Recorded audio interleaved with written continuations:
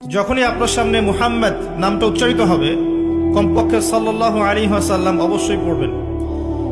একবার দরুদ শরীফ পড়লে 10টা নেকি হয়, 10টা গুনাহ মাফ হয়ে যায়।